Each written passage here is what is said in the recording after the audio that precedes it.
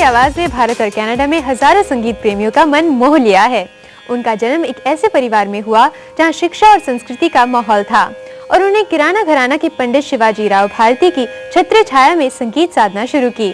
ठुमरी, दादरा, होरी, चैती और कजरी जैसे लाइट क्लासिकल संगीत में उनकी विशेष योग्यता है। आइए मिलते हैं निर्जा आपटिकर डांगे से। निर्जा जी, आपका स्टूडियो में बहुत स्वागत है। नमस्कार। नमस्ते जी।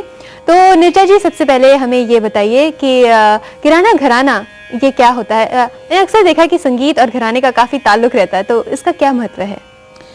या संगीत में जो घराने होते हैं यानी घराना यानी घर और गृह।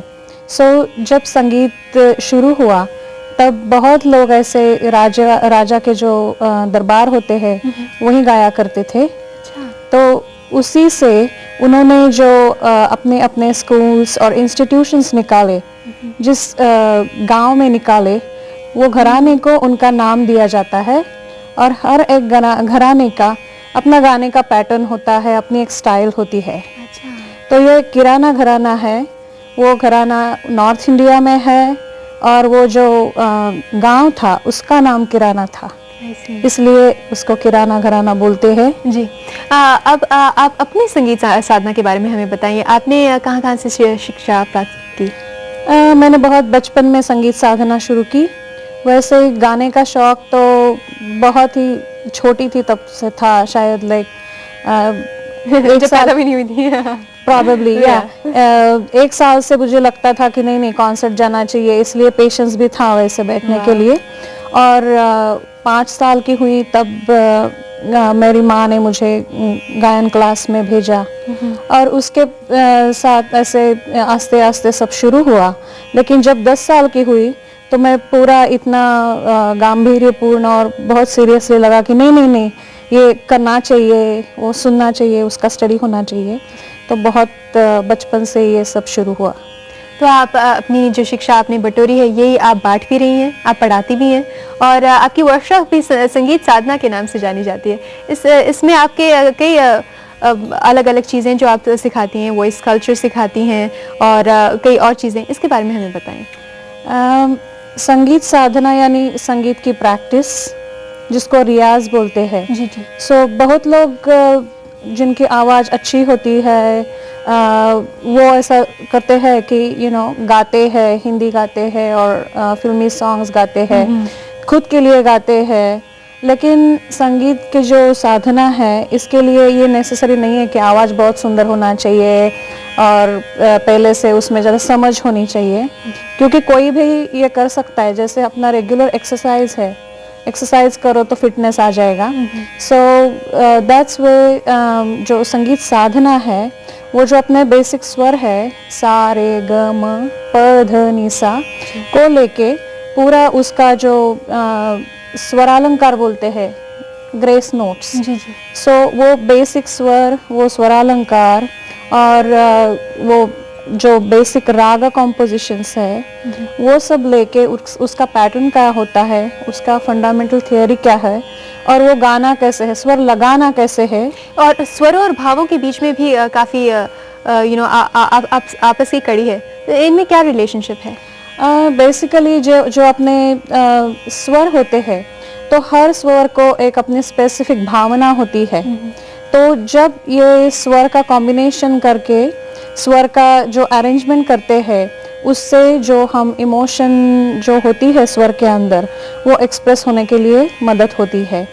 स्वरों की भी इमोशंस होते हैं? स्वर का भी इमोशंस होते हैं। लाइक इफ यू सी सा, तो सा का भी इमोशन शांति जैसा होता है।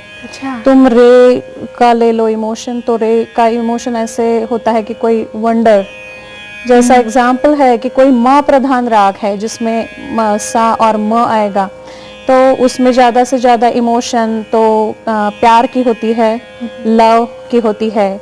प की इमोशन जैसे इरोटिक लव की होती है। देन ध की इमोशन है वो फिर भीति की होती है, फियर। देन नी की इमोशन है वो कंपैशन होती है। ये जो आप हमें उदाहरण दे रही हैं, क्या आप थोड़ा सा गा के हमें बता सकती हैं? श्योर। जी। उसका उदाहरण मैं राग भैरव से लेती हूँ। सो भैरव राग ये सुबह का राग है, डिवोशनल राग है। तो उसमें भैरव में संपूर्ण राग है, सभी स्वर उसमें प्रेजेंट है। उसमें रे एंड ध ये दोनों कोमल है। तो मैं अभी बताती हूँ। सा रे ग म प ध नि सा, सा नि ध प म ग रे सा। ब्यूटीफुल, बहुत अच्छा। तो इसका ताल्लुक, आप कुछ लॉन्ग टर्म प्रैक्टिस भी सिखाती हैं अपने वर्कशॉप्स में, एज वेल एज और भी कई चीज़ें हैं जैसे कि राग बंधनी वगैरह? नोम तोम प्रैक्टिस के बारे में पूछा तो वो पहले बताती हूँ कि नोम तोम यानी जो आलाप होते हैं, आलाप ये स्लो होता है, स्लो इम्प्रोवाइजेशन विदाउट रिदम। तो परकशन तबला नहीं होता वहाँ। तो जो आलाप है वो ही आलाप हम जब एब्स्ट्रैक्ट सिलेबल लेके गा सकते हैं। फॉर एग्जाम्पल रिदन, तोम, दनन, देरना। तो ये सिलेबल लेके जब गाते हैं तो उसका इफेक्ट अलग होता है फिर, और वो इट इज वो अपने मन के लिए भी अच्छा होता है, नर्वसनेस उससे चला जाता है पूरा। और आलाप अंदर के जो नोट होते हैं वो भी उससे हम दिखा सकते हैं। जी। तो आपकी विशेषताएं हैं कजरी, ठुमरी, दादरा, चैती एटसेट्रा। तो इसके अंदाज में अगर आप हमें हमारे लिए कुछ गा के दिखाएं, that would be really great. या तो मुझे वो कजरी, दादरा, ठुमरी में बहुत इंटरेस्ट है। जो दादरा होता है वो मैं दिखाती हूँ। एक्चुअली मैं आपसे ये पूछना चाहती थी कि आप लाइट क्लासिकल संगीत, शास्त्रीय संगीत गाती हैं, इसमें क्या फ़र्क होता है कि दूसरे संगीत और इस संगीत में क्या फ़र्क है? Y light classical? ओके, तो जो शास्त्रीय संगीत का जब राग गाते हैं तो हम लोगों को पूरा जो राग का पैटर्न है वो स्वर के हिसाब से पूरा उसका इम्प्रोवाइजेशन, उसकी बढ़त करनी चाहिए। जी।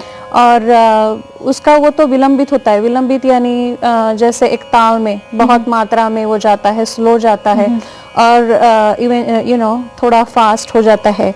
और बाद में आती है बंदिश। बंदिश is a small song, 4 line वाली होती है। फिर वो बंदिश थोड़ी जिसको कहते हैं मध्य लय में होती है, मीडियम टेम्पो में। और उसके बाद तो राग का पैटर्न अलग होता है। राग में you have to be very careful about notes. दूसरा राग मिक्स नहीं कर सकते जी। लेकिन दादरा, ठुमरी, चैती, कजरी, होरी, सावनी, ये जो प्रकार है वो अपने जो ऋतु होते हैं उनके हिसाब से वो कॉम्पोजिशंस है जी। तो वो it is like a poem. एक झलकी हो जाए? ठीक है।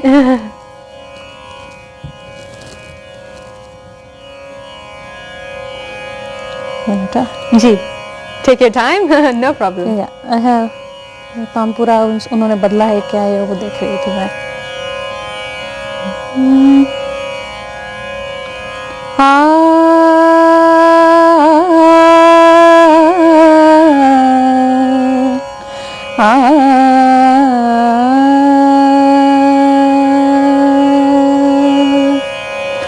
बरसन लागी रामा, बरसन लागी,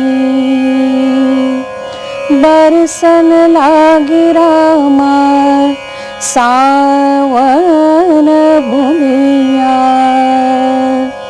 प्यार बिन लागे ना मोरी अखिया, प्यार बिन लागे ना मोरी अखिया, प्यार बिन लागे ना, प्यार बिन लागे ना, प्यार बिन लागे ना मोरी अखिया।